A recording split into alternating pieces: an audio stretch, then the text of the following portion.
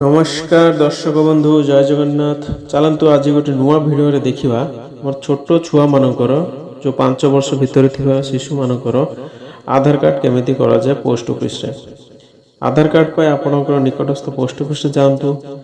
आउ जो मैंने आमर जीडीएस अच्छा जहाँ सीएलसी आईडी अच्छी से मैंने फास्ट आपणकर आधार कार्ड लॉगिन करंतु आधार सीएलसी तापर आपणकर गोटे एनरोलमेंट थी चाइल्ड एनरोलमेंट से क्लिक करंतु। आपण चाहे फादर कि मदर जनकर आधार कार्ड देकी करें।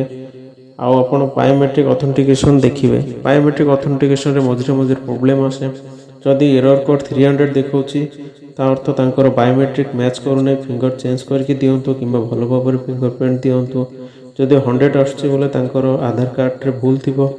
आधार नंबर आपण भूल एंट्री करथिबे अथवा मेल जगह फीमेल कर देथिबे। नेक्स्ट आपणकर ऑथेंटिकेशन सक्सेसफुल हैला परे आपण तांकर जन्म सर्टिफिकेट गोटे मांगे जोटा जन्म सर्टिफिकेट छड़ा आउ हो नहीं बे। आगुरु जो आंगनवाड़ी सर्टिफिकेट देके आपण माने पढ़ुथिले तो एबे से ऑप्शन आउ नाही बर्थ सर्टिफिकेट ही देबा को पड़ुछि।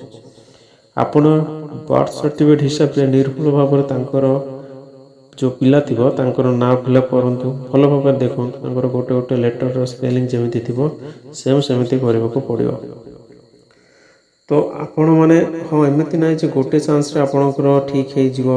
आपणकर मे भी आउ थरे भी दबा को पड़ियो। आधार कार्ड बेसी रिजेक्ट होउछि छोट छुआ मानकर।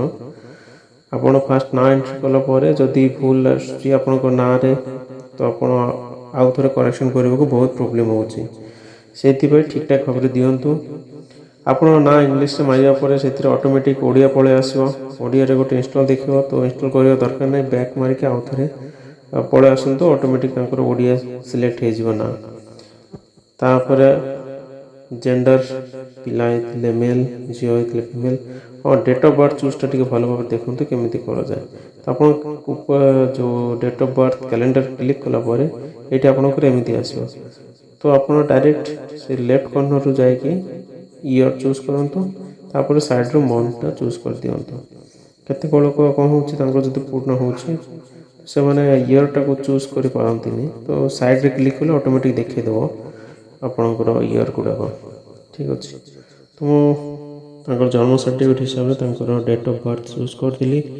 मझे मझे गोटे जिनिस कोन प्रॉब्लम होतिला जदि हम मोबाइल नंबर मारी के डायरेक्ट एंट्री कर दोचे नेक्स्ट को पळुचे तो क्रैश कर जिवो आपनकर।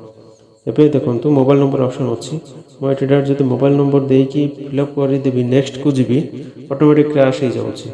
तो सेही केस रे आपण कोन करंतु मोबाइल नंबर आगो फिलअप कर दियंतु फास्ट तापर आपण नाम फिलअप करंतु। जदि सेमिति होछि जदि क्रैश हे जाउछि आपनकर ऑटोमेटिक बैक हे जाउछि। नेक्स्ट आपनकर डॉक्यूमेंट गोटे अपलोड करबा को पड़ियो जोटा कि बर्थ सर्टिफिकेट ताकू सब आपण ट्राई करबे हॉरिजॉन्टल भाव रे फोटो काढिबा को लंब भाव रे नाही आपण साइड वाइज क्लिक करंतु। एबे मोर मोबाइल जो पोजीशन रे अछि सेमिति डायरेक्ट फोटो क्लिक करबा को पड़ियो। आपण जदि साइड हॉरिजॉन्टल क्लिक करूचंते फोटो को से ऑटोमेटिक फोटो आपनकर कहि जिवो सीधा भाव रे पळे आसीबो। तापर पिलार जो फोटो काढिबे सेटा भी आपण साइड वाइज ही काढिबे किंतु गोटे जिनिस मन रखु तांकर आखी भलो भाव रे आसीबार अछि से कैमरा आडो को टिके देखिबार अछि।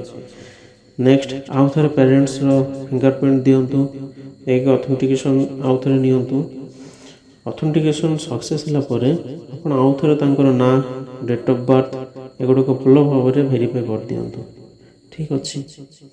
गोटे जिनिस आधार रूल रे सेठी थरे जते आपण भूल एंट्री कर दोचंती परे किंतु बहुत प्रॉब्लम सेति भाई भलो भाव रे 2 थर 3 थर भलो भाव रे वेरीफाई करिकि तांकर डेट ऑफ बर्थ आउ नेम फाइनली आपण निजर ऑथेंटिकेशन दियंतु। देला परे कंप्लीट कर दियंतु आपणकर एनरोलमेंट। आपणकर मोबाइल रे मध्ये गोटे मेसेज जीवो। Thank you.